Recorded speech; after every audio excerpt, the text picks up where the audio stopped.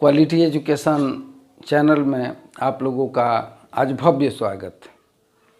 ख़ास तौर के हमारे सरकारी विद्यालय के शिक्षक हों, सरकारी विद्यालय के बच्चे हों और सरकारी विद्यालय में पढ़ रहे बच्चों के गार्जियन हों। कुछ मन में प्रश्न ऐसा आया पढ़ाते वक्त, जब एडजेक्टिव का मैं पढ़ा रहा था तो दिमाग में ऐसा आया कि हम इतना मेहनत कर रहे हैं, हमारे सरकारी विद्यालय के शिक्षक कितना मेहनत कर रहे हैं और सरकार का इस पर ज़्यादा जोर भी है कि बच्चों को इंग्लिश आनी चाहिए, सब कुछ आनी चाहिए। तो हमको आज एक चीज़ दिमाग में आ रहा है कि आखिर इसके क्रेज को घटाने का उद्देश्य क्या है। सपोज दैट लीजिए हाई स्कूल में इसका कोई परीक्षा में कोई मतलब नहीं है, आप फेल हो जाएं फिर भी आप पास है, कोई बात नहीं, इसका कोई वैल्यूएशन नहीं है, आगे चल कर के मार्क्स आप में किसी में जोड़ा नहीं जाएगा। भैया ये तो बता दीजिए कि आखिर ये पास फेल का चक्कर क्या है। मैकाले ने आया तो हमारे देश की शिक्षा पद्धति को बर्बाद करके चला गया, और ये कौन सी शिक्षा पद्धति आप लोग दे रहे हैं जो कि ये शिक्षा पद्धति यादें नहीं जल्दी हो रहा है कि ये पद्धति में क्या है। बच्चे अलग परेशान हैं, गार्जियन अलग परेशान हैं, शिक्षक भी अलग परेशान है कि भाई बार बार अधिकारी जी आते हैं और लोग आते हैं तो कहते हैं कि भाई कैसा पढ़ाई होना चाहिए तो गुणवत्तापूर्ण होना चाहिए। आखिर मन कैसे लगेगा, कैसे इस तरफ झुकाव जाएगा। क्या परीक्षा में इसकी मान्यता आप ख़त्म कर देंगे, कल के डेट में इंग्लिश विषय ही हटा देंगे तो इसमें इंटरेस्ट आएगा? कभी नहीं आ सकता है। और ये सारी जो है ना सब कुछ बेकार हो रहा है। कहाँ से हो रहा है? नीतीश जी तो ऐसा कहे नहीं है कि आप लोग यही चीज़ कीजिए।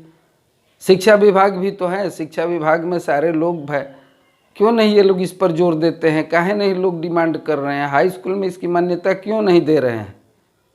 हम कई बार देखते हैं, कई अपने मित्रों से भी पूछे जो कि फ़ौज वगैरह के एयरफोर्स वगैरह में एम्प्लाई हैं, उन लोगों से मैं पूछा कि बहुत लड़कों का एडमिट कार्ड नहीं आता है या बहुत लोगों का इस तरह का सिस्टम में क्या ऐसी बातें हैं जो कि हमारे यहाँ से इतने बच्चे जो है फिजिकल स्ट्रांग जाते हैं, उन लोगों में क्या कमी आती हैं? तो वो लोग यही कहते हैं कि इंटरव्यू के समय में वैसे भी इन लोगों का इंग्लिश लिटरेचर देखा जाता है कि इन लोगों को आता है कि नहीं। अब बताइए कि हाई स्कूल में कोई मतलब ना हो, सब कुछ नहीं हो, उसका मार्क्स कहीं ऐड नहीं हो रहा है, यहाँ पर टीचर को भी कोई टेंशन नहीं है, हम पढ़ाएंगे नहीं पढ़ाएंगे।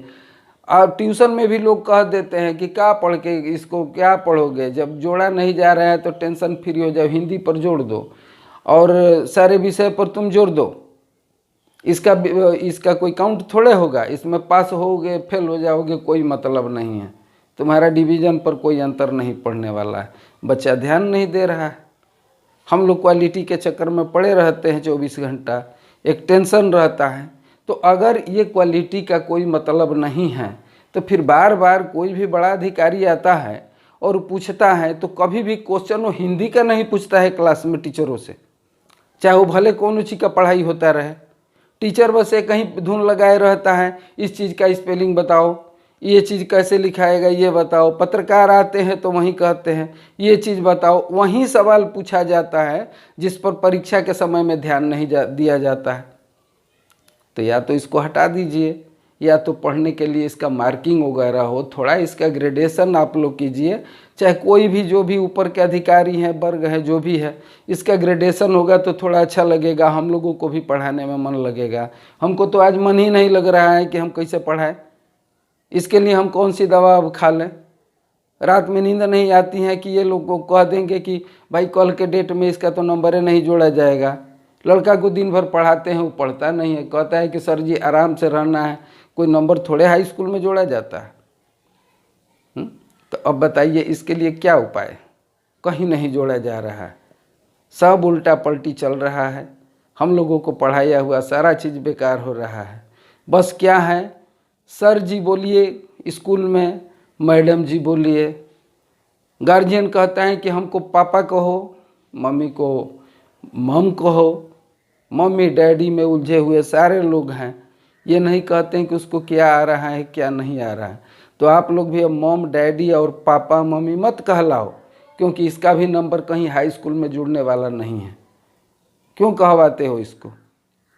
एक चीज़ आप लोग जान लीजिए, आज जिन जिन भाषाओं को नकारात्मक देखा गया है, कल के डेट में जो भी कृषक है, जो भी किसान है, और वो जाता है कहीं भी अपना खेसरा खतियान कागजात लेने, तो पहले एक चलता था कैथऊ भाषा। वो कायस्थ लोग होते थे पहले, जितना भी ये सब में प्रशासन में जो लोग थे जो लिखा पढ़ी का काम करते थे, वो लोग कायस्थ थे, और ऐसे भाषा में लपेट के लिख दिए हैं कि सब लोग नहीं पढ़ सकते हैं। और आप ऐसे ऐसे भाषाओं को विलुप्त कर दे रहे हैं, तो जो कह देगा कि नहीं ये चीज़ लिखा है तो हम लोग वही मान लेते हैं। तो फिर तो ऐसे भाषाओं पर ध्यान देना चाहिए। कोर्ट का आदेश आता है, सब इंग्लिश में लिख करके आता है।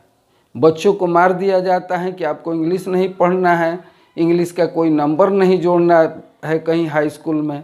तो आप ये बताओ कि उसमें मन नहीं लगेगा, तो वो तो अपना कोर्ट का डिसीजन भी ठीक से नहीं पढ़ पाता है। उन छोटी छोटी चीज़ों के लिए जाता है वकील साहब के यहाँ। वकील साहब सही को गलत, गलत को सही भी कह देंगे तो उस पर कोई अंतर नहीं पड़ता है, उसी को सत्य मान करके चल देता है कि नहीं, चूँकि कि हमारे वकील साहब हैं, ये जो कहे वो सत्य है। सिग्नेचर कहीं भी कराना हो, इंग्लिश का बड़ा बड़ा आप लोग फॉर्मेट देते हैं। हाई स्कूल पास लड़कों का जो फॉर्म आप लोग भरवाते हैं परीक्षा में, ऐसे ऐसे फॉर्म आते हैं कि उस पर नीचे लिखे रहता है कि इसकी पूरी जवाबदेही स्वयं कैंडिडेट को है, जो कि कैंडिडेट समझ नहीं पाता है। हाई स्कूल तक तो अंग्रेजी फेल है, और आप फार्म भरवा देते हैं परीक्षा का, वो समझ नहीं पाता है, सिग्नेचर कर देता है गलती से, अब बाद में कोर्ट जाता है तो फिर प्रशासन तो यही ना कहेगा कि तुम खुद उस पर सिग्नेचर किए हो। तो ये कौन सी व्यवस्था? ये तो अंग्रेजों से भी खराब व्यवस्था हो गई ना।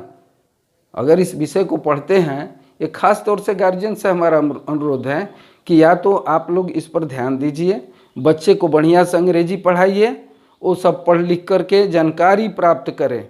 यहाँ पर कितना बड़ा साजिश है आप लोगों को समझ में नहीं आ रहा है।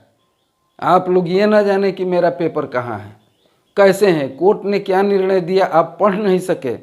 आप लोगों को गुलाम बनाने का ये तरीका है। अंग्रेजी भाषा माना कि हमारा हिंदी राष्ट्रीय भाषा है, लेकिन ये राष्ट्रीयता किस काम की, जबकि हमारा सारा पेपर कोर्ट में जिस दिन जजमेंट हिंदी में आने लगे, समझ जाना कि तुम स्वतंत्र हो, तुम्हारी भाषा राष्ट्रीय है, अन्यथा तुम्हारी भाषा अंग्रेजी ही राष्ट्रीय बनी हुई है। हम कैसे माने कि हमारा राष्ट्रीय है? वहाँ पर जो है अंग्रेजी में कोर्ट डिसीजन देता है।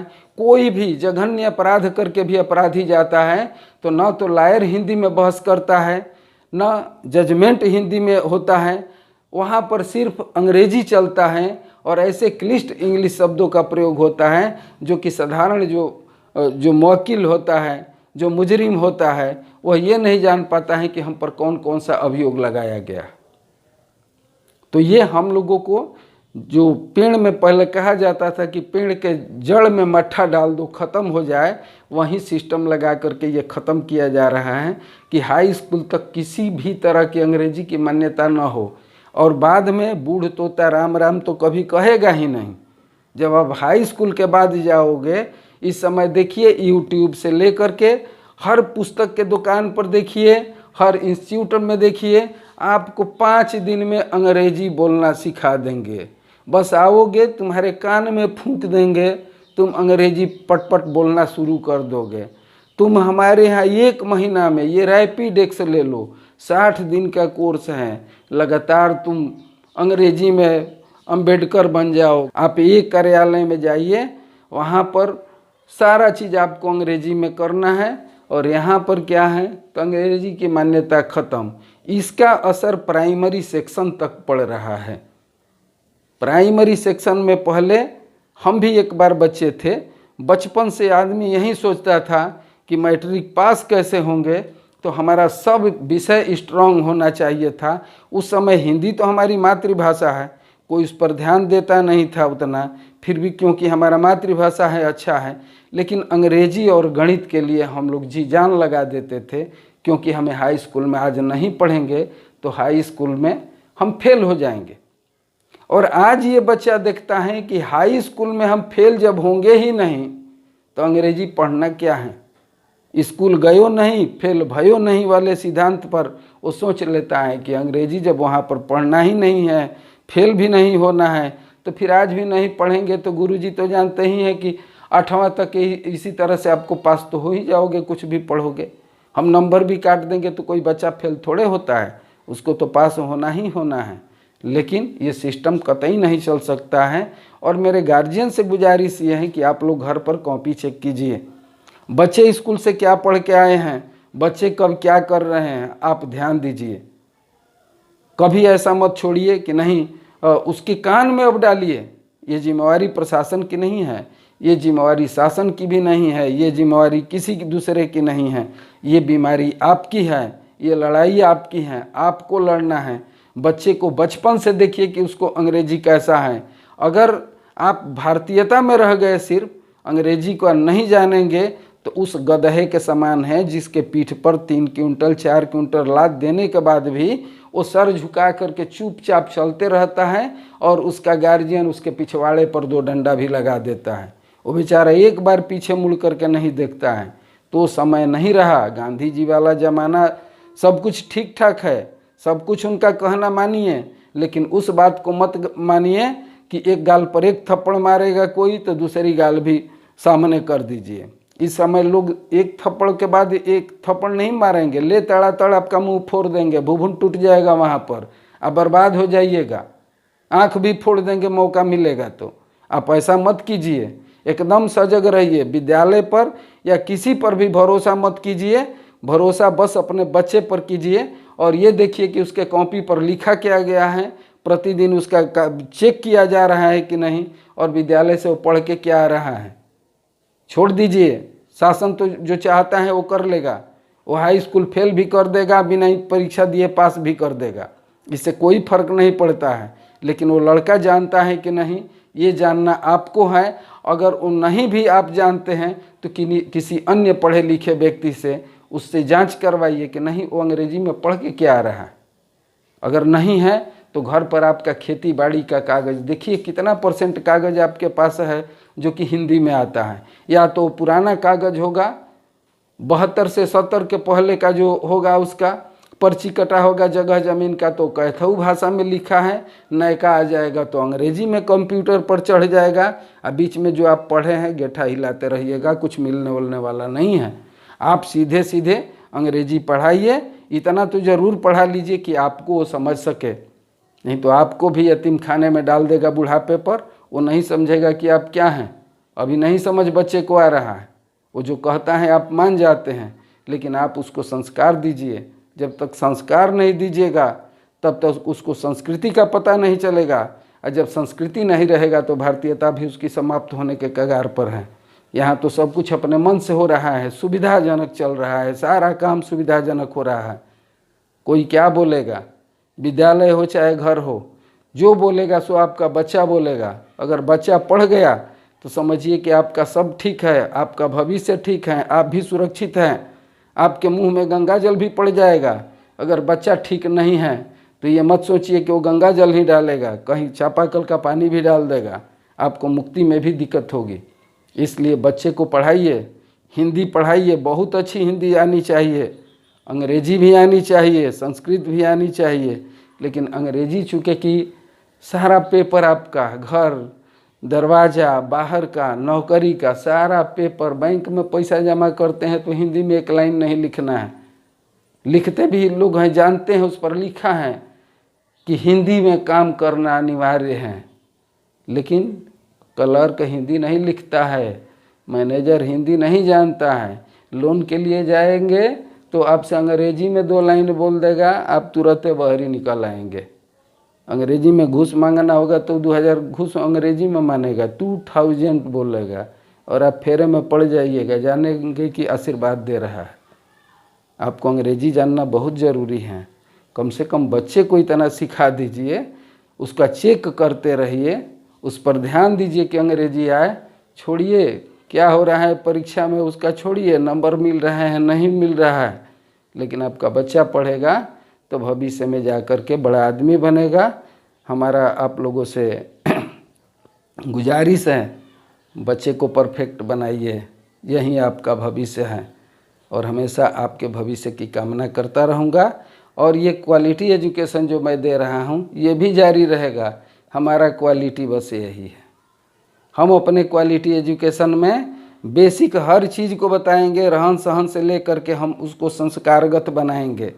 इतना कंप्लीट आप जान लीजिए कि मैं बच्चे को छोड़ नहीं सकता, अंगूठा छाप नहीं बनने दूंगा अगर आप ठीक रहें तो। अगर आप ठीक नहीं रहेंगे तो मैं क्या कर लूँगा? मेरे साथ 2 घंटा रहेगा, 1 घंटा रहेगा, लेकिन आपके साथ में तो 20-22 घंटा रहता है। आप मोबाइल से बस उतना कीजिए कि अपने मोबाइल कम चलाइए, बच्चे को आधा 1 घंटा के लिए ज़रूर दे दीजिए। डाटा उतना भर तो अब सस्ता है, कोई दिक्कत नहीं है, नेट पर जाएगा। तमाम ऐसे यूट्यूबर हैं जो कि अच्छा अंग्रेजी पढ़ाते हैं, अच्छा संस्कृत पढ़ाते हैं। ये ज़रूरी नहीं है कि पटना दिल्ली जा कर के ही वो पढ़ लेगा।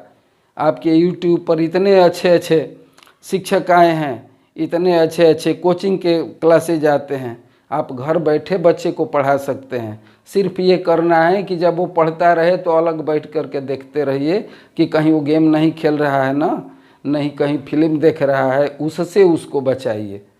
ये चीज़ जितना अच्छा है उतना ही बुरा भी है, इसलिए बुराई को त्याग करके इसको अच्छाई के तरफ ले आइए।